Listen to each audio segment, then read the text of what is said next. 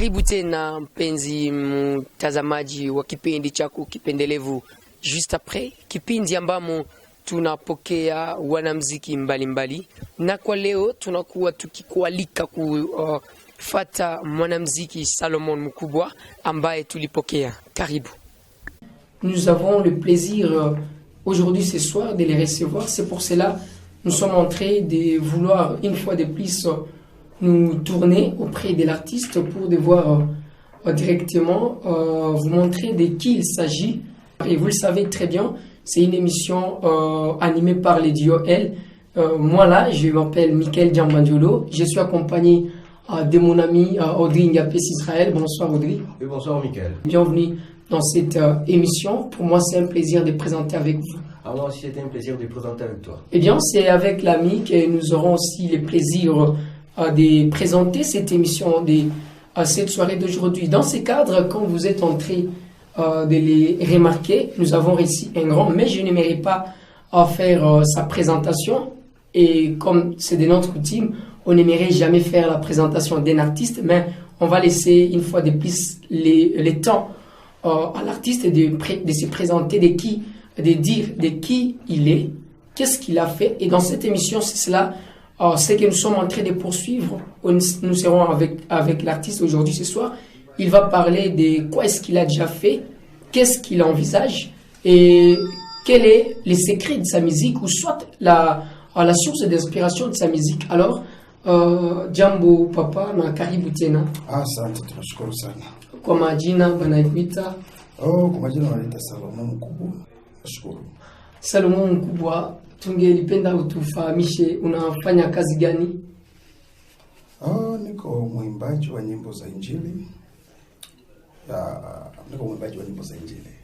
Ah bien, njo fasi kwenye kutatu preocupe mingi sana. Uko mwimbaji wa nyimbo za Injili na tungelipenda tujue we kama vile mwimbaji ulianza huduma yako namna gani, siku gani na namna gani ulianza? Okay, nimeanzia kwanza nimezaliwa kwa familia yenye Mungu alitujalia neema, tuko na matala. Benye tumezaliwa na kwa familia yetu, tuko na baimbaji mengi kwa familia yetu. Nimezaliwa Goma, nimekomalia hapa, nimetoka Goma en 2003. Juste après éruption volcanique. Oui. Il y a éruption volcanique hapa njo. Après 3 mois, Mungu karuhusu nitoke Goma. Kisha kutumikia Mungu sana Goma. Na nashukuru Mungu sababu parcours nimefanya, Mungu ameonekania, nimemwona Mungu sana. Juste Mungu kuniambia tuondoka, na nikaondoka. Lakini nimetumikia Mungu, nimezaliwa hapa, nimekomalia hapa. Goma ni yangu, nimezaliwa hapa.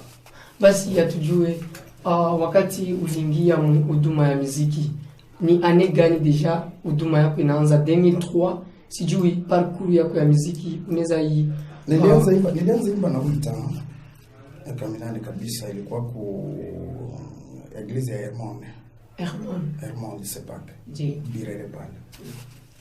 Nikiwa mtoto, kipindi mbele ilikuwa inaitwa Lubero. Ndi 83 I think tukahamia Mabanga. Ndi Nikaanza hudumia kwa kanisa inaitwa Mogoma Sepak. Par après, tuka changer, nikaenda Siloam chini ya Hôpital Général. Nika évoluer pale kabisa 2 années. Et après, nikatoka pale, tuka former groupe inaitwa Nuru ya bajane. Sasa kama maana lakini kuna pata tulitu. Nikakuwa intéressé kuingia mu groupe Le Messager. Le Messager ya kanisa la Mungu hapa. Ndi nilifanya message au 7 ans. Mpaka vile tulikuwa separe na ile eruption. Mimi Mungu akaniruhusu niondoke. But jo parcours yangu inaweza nikasema mimi nimepiga muziki mu église na sijawahi acha kanisa. Basi na mpaka hivi baada tu ya wewe kutoka ulisha realize vitu ngapi ulishafanya depuis wewe kutoka? Kama vile muziki Umeshatosha muziki ngapi? Nina album ya kwanza nilitoa inaitwa Sijaona Rafiki Kama Yesu. Na ile albamu ilinifanya kujulikana kwanza hapa nyumbani. Ndiyo. Ilifanya vizuri kabisa. Ndani ya ile albamu kuna Nitainua Macho Yangu, Mwamba Uliyepasuka, Sijaona Rafiki Kama Yesu, manyimbo kadhaa ziko kwa hiyo albamu. Ya ile ilifanya kabisa, ilipokelewa hapa kwa nyumba mzuri. Lakini pale nilikuwa nimetoka, nimeenda Kampala, nika record Kampala, nikaleta hapa ikapokelewa vizuri na ikafanya pia kabisa. Deuxième album ni ya Mungu Mwenye Nguvu. Pale nilikuwa nimekuwa Nairobi, lakini nilirekodia Kampala. Ndiyo. Kutoka yangu hapa nilikuwa kana connection na Angel Chibalonza. Marehemu dada yetu Angel alifariki. Ndiyo. Alikuwa anafika hapa kila mara, tulikuwa tunapiga kwa kusema virunga na concert na hii dans les années zilizopita. So kumbe Mungu alikuwa na create connection ya yeye na mimi. Unajua siwezi dharau mtu kwa maisha. Ndiyo. Kama unataka kuendelea, ukiona mtu anaishi na dharau, jua hataendelea. Kikuwa tunadharau na ikala kuna dharau, unaona wengine huyu hafai. Watu Kenya tuko na language nasema anglais jengaki ama français jengaki. Ndiyo. Ni akili. Unaweza ongea français mrefu ama anglais mrefu, lakini hapa kama kuna akili tukua rien. Sasa kuna watu wanaishi tuna maisha ya kudharau wengine, lakini hujui kama ule mnadharau kesho yake inaweza kuwa. So ile dada tulikuwa nayo. Wengine walikuwa na mbuda hapa, mimi nikifika nafanya nema legendary go za concert zake. Kuma Mungu alikuwa na ndamu avenir ama future. Tutakuwa kana yeye. Alafu nikaangukia mikono yake, tukaanza Kenya sasa akanialika Kenya. 2003. Tukakaa Kenya, tukaanza kazi. Sasa c'était pas facile, haikuwa facile. Ndiyo. Kuishi mwichi za watu kigeni, hakuna muyomba, hakuna shangazi, unatoka kupalea hapo, kuna kila kitu. Onda kuishi ya watu. Mimi na remercia kama Mungu sababu alimprepara kwa ajili yangu. Ndiyo. Kule. Malheureusement hayuko na sisi, but nafikiria aliacha furahi na kwenye iko anafurahia. Tulienda kaviki milite. Nataka niambie mtu kitaka kufaulu, kitu kenye kinakrea confusion kwa shetani total ni l'humilité. Humilité. Unyenyekevu. Ukikuwa mnyenyekevu, shetani anaona confusion total. Atakuanzia tena wapi? Sababu nani asili ya shetani ni kiburi. Ndiyo. Sasa wewe ukikuwa na unyenyekevu, shetani anakusaka kwenye atakuanzia. Atakupata tena wapi? Sasa shida ni kwamba hatukubaliane, mtu ukubali mwingine na ukubali kunyenyekea chini ya mwingine. Hiyo ndio shida. Na ndio vitu viendeke leo, sababu kila mtu anajiona iko juu, shetani anafurahi. Hata kunivoa nje wakati kila mtu anajiona iko ule hawezi, mimi ndio naweza. Shetani anafurahi, anapiga mikono. Sasa hapa ni sababu kulikuwa mtu tu wa kushuka, ukubali tukamate huyu tumfanye kuwa bosi yetu na tunyenyekee.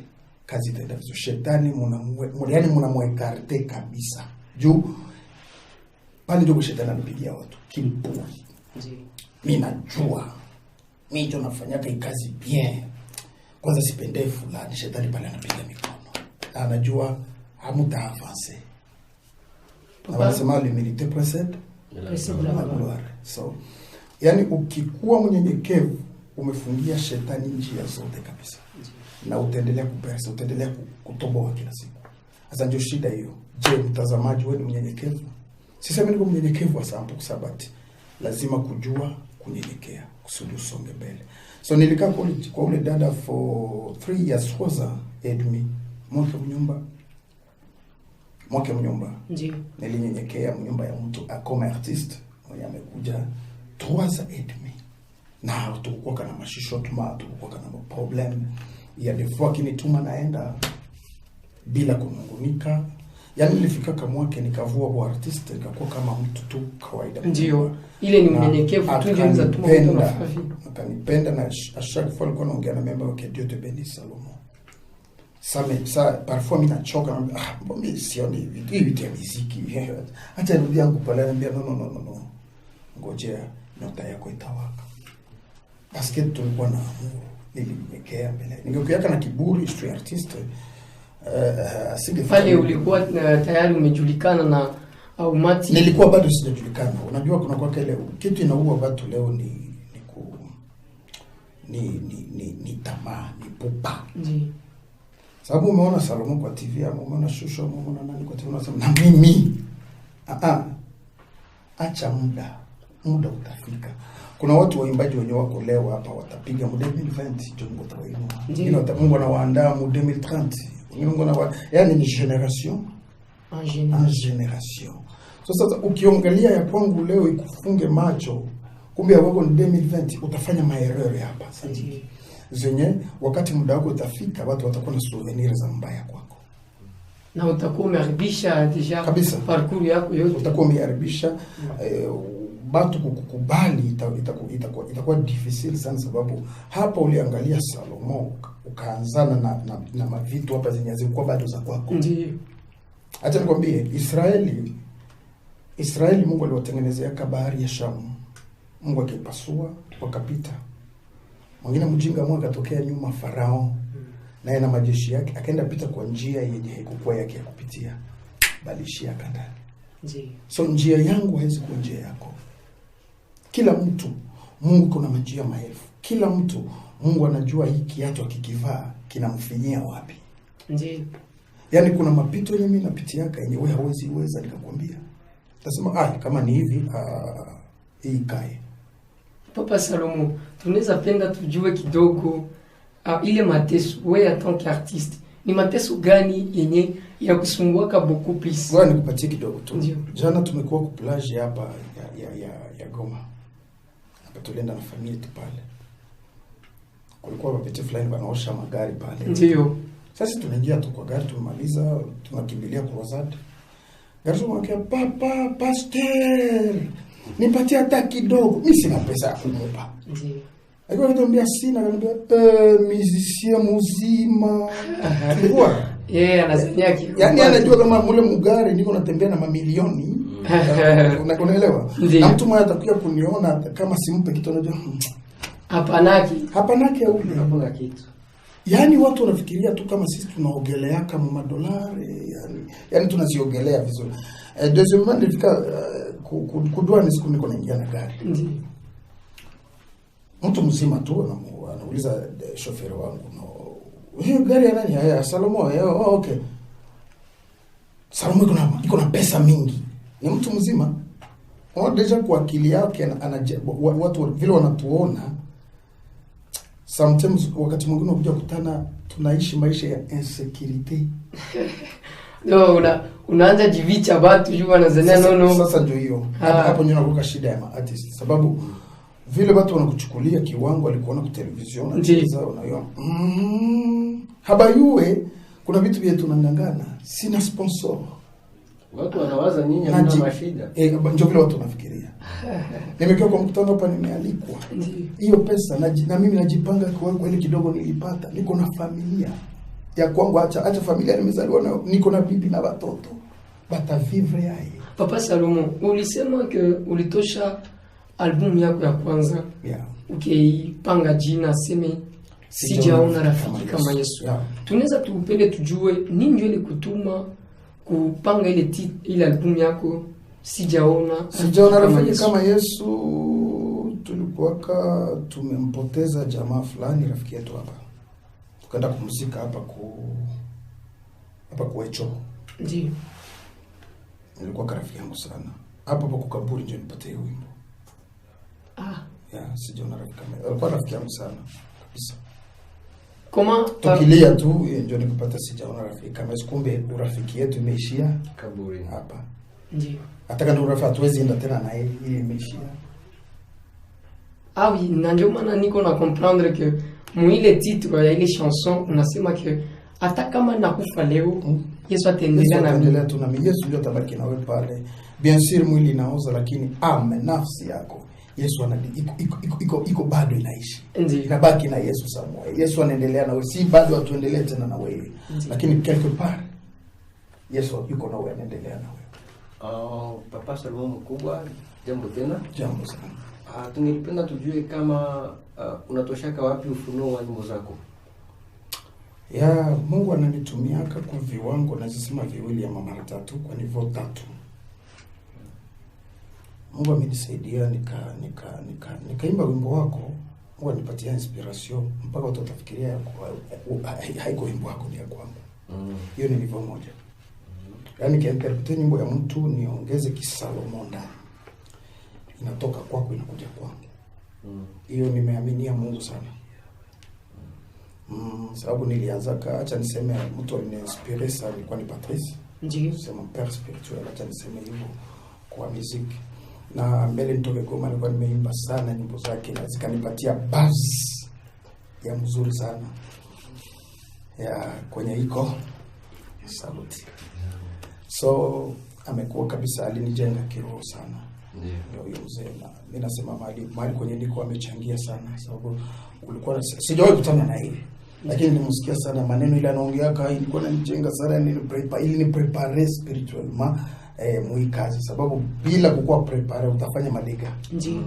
Muziki c'est autre chose. Bila Mungu utafanya madega. Kiwango ya pili naweza kuwa naimba, naweza kuwa barabarani hivi napata tu wimbo sauti mimi naimba kama niko na simu hivi na record. Nikifika sababu niko studio hapa napata vitu vingine hapa, wimbo unatokea hapa. Na tungelipenda tujue baada ya ile shabaha gani unayo katika hiyo huduma yako wa muziki? Tuna mambo mengi makubwa, lakini Mungu anayerealize ni Mungu.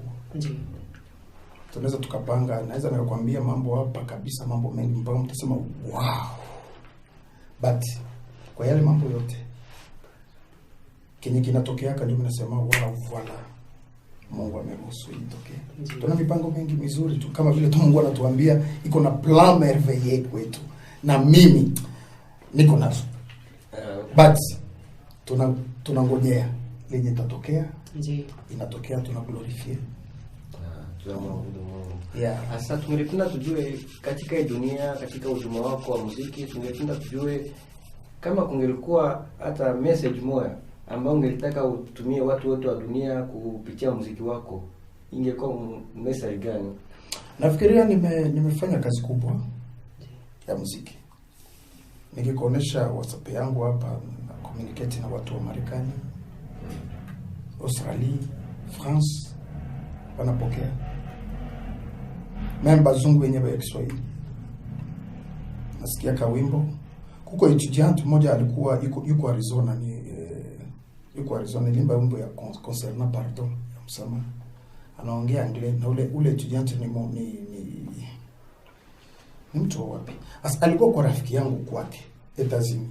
Kumbe ile wimbo yangu baishiti yangu kampisi yao banaimbaka. Ndio.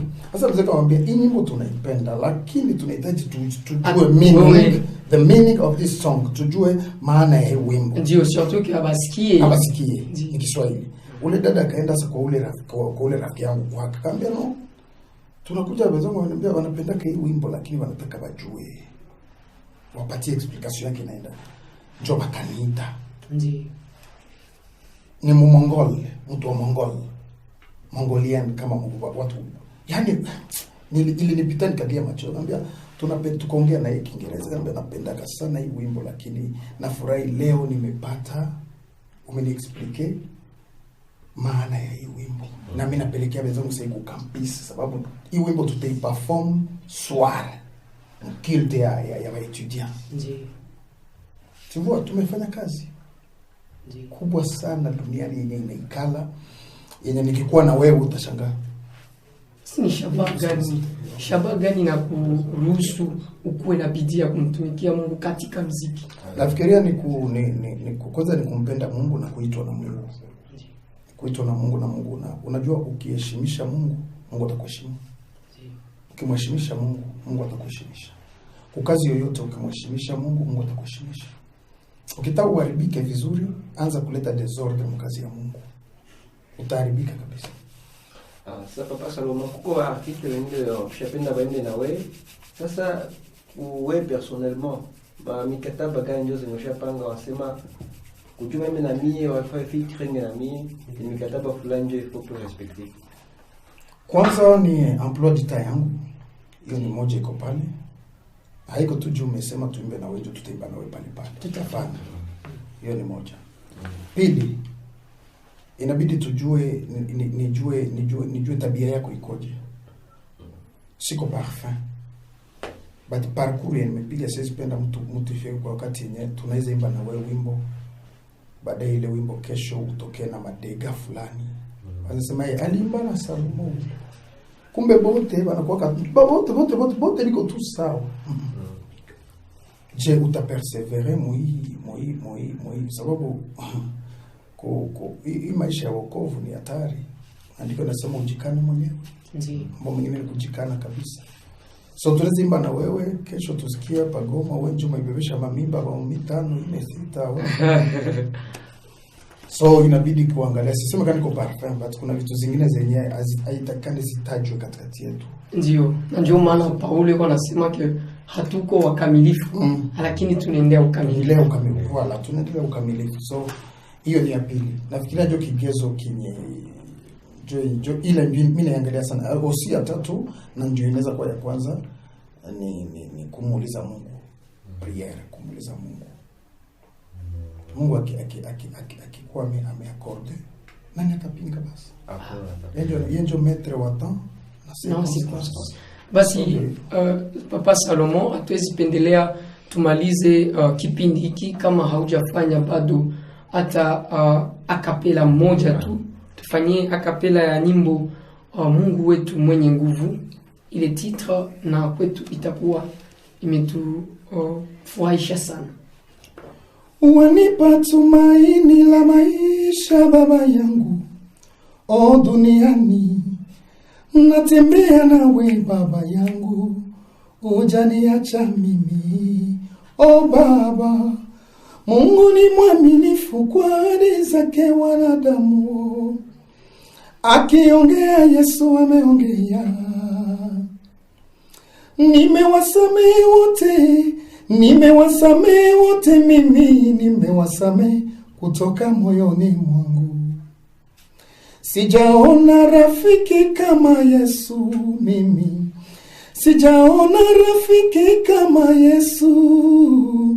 Hata nikifa leo atabaki nami kaburini, mimi sijaona rafiki kama Yesu. Umeniweza Baba, umeniweza mimi, umeniweza nimetulia. Yesu umeniweza mimi,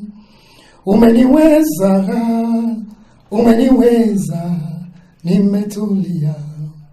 Umeniweza ni wimbo mpya yenye iko YouTube, mkitelecharge mtaipata. Njoo yenye iko East Africa, habari ya mjini ni umeniweza.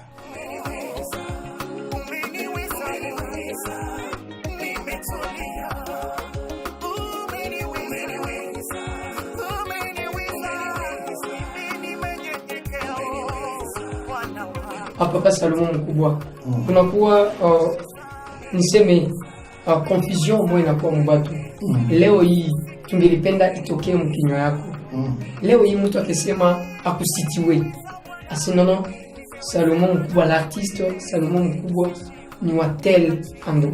Kwanza kusitiwe namna gani? Wewe mwenyewe ulituambia kino ulianza Goma ndio ulikumalia, unaenda Kenya, unafanya nyingine mamuziki Kenya. Sijui wewe peke unaweza ukatuambie tunaweza tupange artiste Salomo soit comme ville ya Goma, soit wa Tanzania, soit wa Kenya.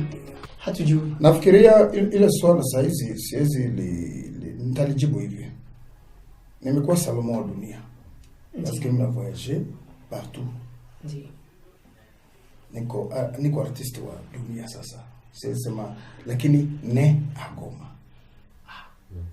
Lakini kwa sasa siwezi sema mimi ni wa nchi fulani kulingana vile Mungu ananipeleka.